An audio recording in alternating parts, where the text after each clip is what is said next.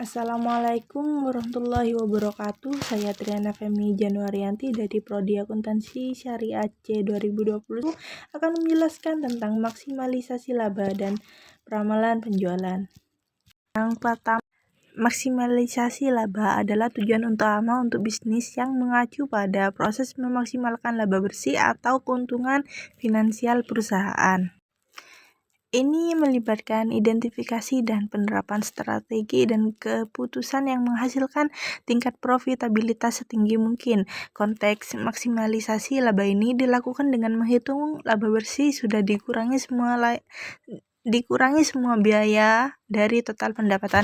Jadi dari semua total pendapatan yang ada itu dikurangi dengan semua biaya termasuk biaya produksi, biaya operasional, pajak maupun bunga. Nah, hasil dari pengurangan itulah yang dinamakan laba.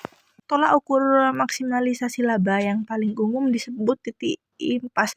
Artinya jika suatu perusahaan dapat meningkatkan penjualan di atas titik tersebut, maka tidak hanya memaksimalkan laba, akan tetapi juga dapat menciptakan peluang untuk tumbuh di masa yang akan datang. Teori maksimalisasi keuntungan adalah prinsip bahwa setiap perusahaan harus beroperasi untuk mendapatkan keuntungan. Perusahaan yang menguntungkan dapat mencapai hal ini dengan menjual lebih banyak dengan mengenakan harga yang lebih tinggi dan mengurangi biaya produksi. Dalam ilmu ekonomi, teori maksimalisasi laba menyatakan bahwa perusahaan akan memilih tindakan yang menghasilkan keuntungan maksimal. Maksimalisasi laba juga merupakan prinsip ekonomi yang menyatakan bahwa perusahaan akan memilih tindakan dengan biaya produksi terendah, bahkan jika alternatif lain dapat menghasilkan total biaya yang lebih rendah atau total manfaat yang lebih tinggi. Beberapa cara perusahaan dapat memaksimalkan laba yang akan diperoleh yaitu yang pertama, menaikkan omset atau penjualan. Yang kedua, perusahaan dapat mengurangi biaya-biaya yang terjadi. Yang ketiga, harus memperhatikan tingkat perputaran persediaan. Yang keempat, mencoba untuk mengurangi pemborosan pada persediaan. Dan yang terakhir, coba review kembali profit margin perusahaan. Selanjutnya, saya akan menjelaskan tentang peramalan. Peramalan penjualan merupakan suatu teknik untuk memproyeksikan penjualan pada periode anggaran tertentu dengan menggunakan data dan asumsi-asumsi tertentu. Dengan adanya peramalan penjualan ini diharapkan bisa meminimalisir risiko ketidakpastian yang akan dihadapi perusahaan.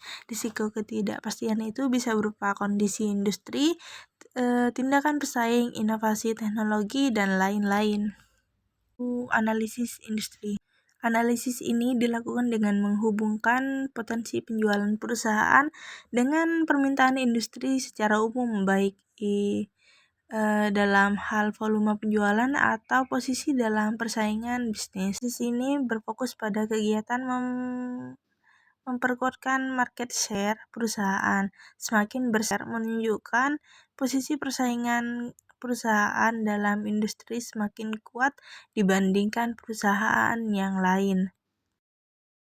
Analisis industri dilakukan dengan 3 cara, yaitu yang pertama, menentukan proyeksi permintaan industri. Yang kedua, menilai posisi perusahaan dalam industri sejenis dengan membandingkan market share-nya. Dan yang terakhir, memproyeksikan posisi market share perusahaan di masa yang akan datang. Cukup sekian materi dari saya, kurang lebihnya saya mohon maaf. Wassalamualaikum warahmatullahi wabarakatuh.